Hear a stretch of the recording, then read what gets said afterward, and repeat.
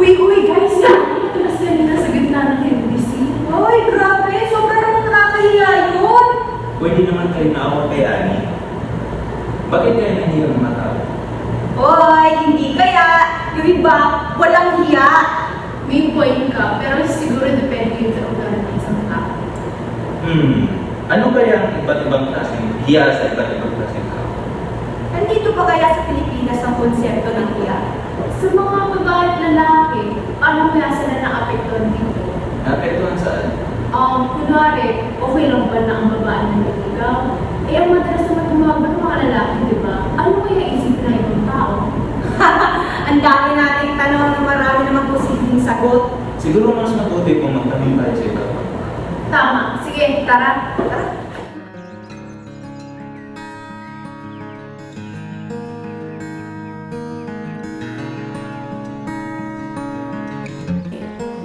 Isang katangian ng isang tao, which is hindi pa talaga lumalabas yung totoong pagkatao niya, which is, for example, isa kang talented na person, pero dahil sa hiya mo hindi mo siya kayang ilabas, or tinatawag usually yung iba tinatawag nilang meron kang stage fright, kaya hindi mo kayang express yung sarili mo, hindi mo kayang i-boost yung sarili mo na yung isang bagay na to kayang-kaya kong gawin.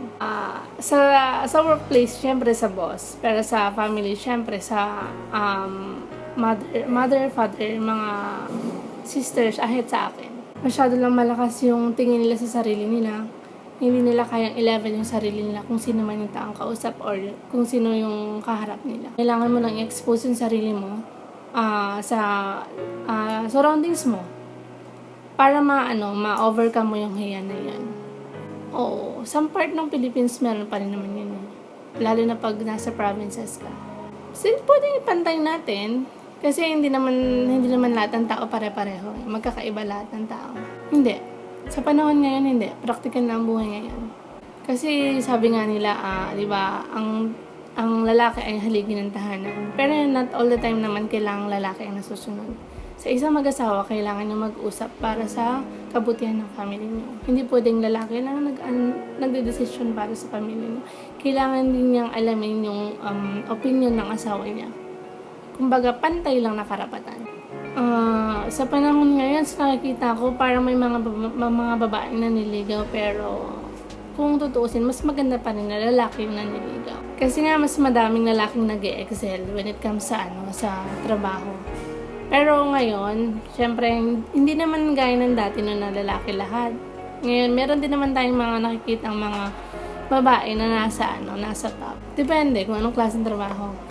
Kasi may mga babae na malakas din talaga sila. Kayang gawin yung ginagawa ng lalaki.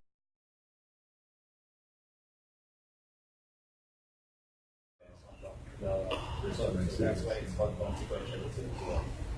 So I don't think Think of a situation where it's connoted with shame, but in the Filipino you did context, I something think and it's you more like didn't know whether it was good, but it's after more going like through that process, kind of hard you actually. saw that it was actually good. You did it.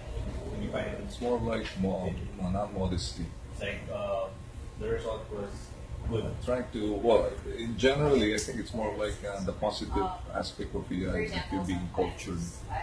Meaning to say you're not brandish. You keep your cool. You're not mayabang. Something like that. So that's my concept of Hiya. Okay, Hiya is more of like it's like Hiya is more of like a restraint. That's my understanding. So when you're in public, may hiya. So you say that. So you're more restrained. The other thing, nakakahiya is something shameful that you've done. Okay. But then again, going back to my concept, hiya for me is more of like it's a restraint thing. You're not loud. Okay, so you have hiya. Now, okay, this is where I think I differ. When you relate it to someone, Hiya is like, how should I say that? It's like more of like giving respect to people that if you don't, that's where you say nakakahiya. Okay, so like for example, expected of us that we give respect to our parents, right? So, but if you don't, so in that sense, you know, in relation to that, nakakahiya ka. Right, I could, forgive me for saying that's really true, because I see some people are like, a lot of people are shitheads, you know, and especially Filipinos. I hate to say it, but it seems that for me it's my bias. Majority of Filipinos are shitheads. Yeah, that's one idea. You know, like for example, I can use my neighbors, the weird in the village. Yeah, they just couldn't. You know, they're not even courteous. They're completely inconsiderate of others. They just do what they want, especially like on if they have let's say an occasion, let's say especially New Year, they put up the karaoke really so loud. You know, I mean, you know, and it's in a village, right? So it's, you know, it should be peace and quiet. So, but then again, they just turn it on. They just say to the world, "Fuck you." You know, I don't care. That's perfect. That's why I said perfect. Because it crossed my mind. These people, walang hiya. Well, I think the immediate response there, you've done something and it's nakakahiya. Apology. You know, you apologize so that to make up for the disrespect that you gave. Well, for the fact I just said it, right? There's so many Filipinos that are really shitheads, walang hiya. So I don't think they don't have it in the vocabulary. That's the reason why we call it nga, di ba? Mga walang hiya. Right?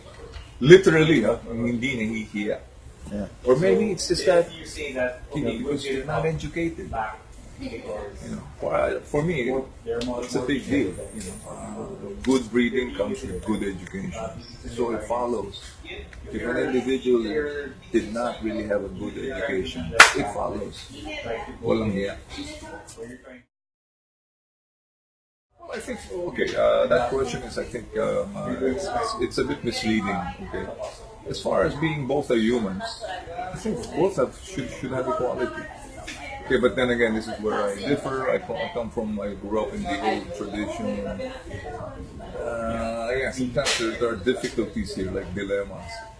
As I understand it, it's like, well, women is considered more of the weaker sex. That's obvious.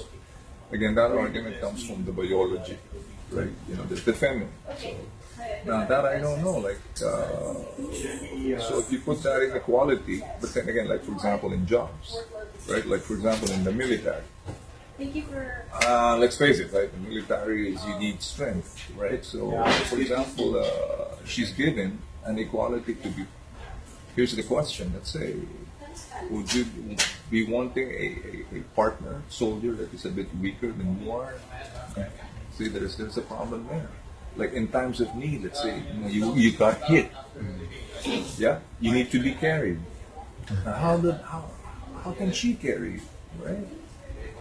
So that's I don't know. But then again, as far as jobs are concerned, you know, it should be like all opportunities should be given to each gender.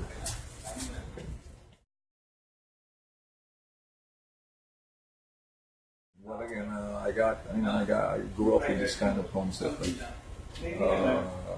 you know, seeing my dad.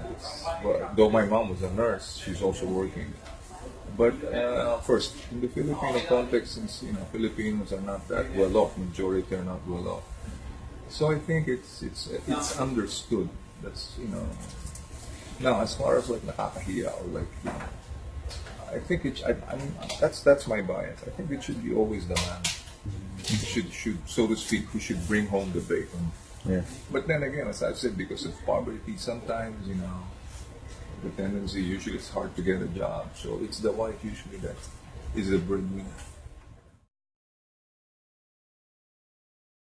The answer to that is because we have a notion that it's a man's world, and then it boils down to strength, right? Even in animals, you know, I might be like Pacquiao here commenting on gay, but talking about the biological reason, I think the bottom line is the strength. You know, that's why. But then again, nowadays, if you really know culture, when you say nasusunod, it depends. It depends on the issue, right? For example, when it comes to financial matters, it depends. If the guy is the breadwinner, then I think money-making decisions are left for the man. Okay, but if both are working, then I think that's where there should be a balance, a cooperation. So it's not more like, hey, I'm the man, therefore. Well, not necessarily. Well, that I have to see, because I grew up. It's usually I never have seen a woman, But then again, in the States, I've been there, and that's a big cultural difference. If an American woman wants a man, I mean, she shows it.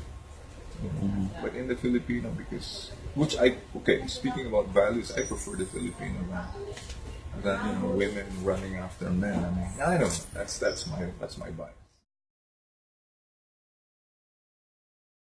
Yeah, in a sense, it's important because it gives equal opportunities to both women and men. Now, then again, I don't want to complicate the issue, but what about gays and lesbians? I don't know. I think they are humans, so everyone should be given equality. But then again, it's not all the time because there are exceptions, like what I said, like the soldier. You see, would you expect a gay beside you in battlefield where he couldn't shoot? Acting really, kind of silly. Well, of course, right? I mean, I could accept him, but in battle, you need each other's dependency. So how could I depend on him? So are you saying now that we should give him also equality? One thing is clear: I don't want him to be my buddy, right? In times of need, how can I? I'm gonna die. Hiya and kasarian. Hiya isn't simply shame or embarrassment. It gets its roots from the Spanish term amor propio, self-esteem that prevents one from losing or swallowing their pride. That itself tells you that in Philippine society, there's another level to hiya, that isn't merely the trait of being shy, but being sensitive enough to acknowledge someone else's amor propio by watching out for their ego or avoiding public confrontation. The concept of Hiya is slowly disappearing to the external factors like the influence of foreigners and cultural practices that are being changed in adapting to the modern times. Usually, people tend to imitate what they see, and that is the main reason why people change, because they practice what they see until the old ways are being left behind.